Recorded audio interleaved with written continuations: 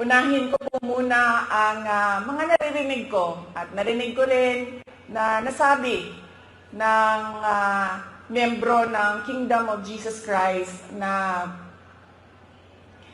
sala manggunitanan ni Inday Sara, unidagan pa siyang presidente, dili ta magkalisod-lisod ani atong nasod.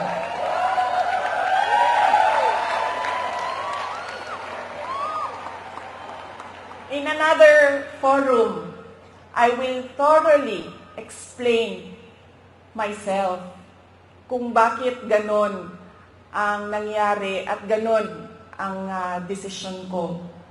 Pero sa ngayon, hinihingi ko lang ang patawad ninyo na nagkamali ako.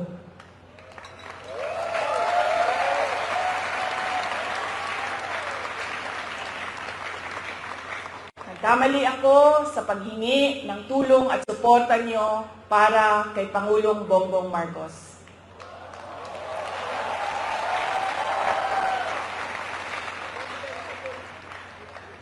I was on the mistaken belief that we were together on the platform of unity and continuity. Nagkamali ako. Kaya hinihingi ko ang patawad ninyo.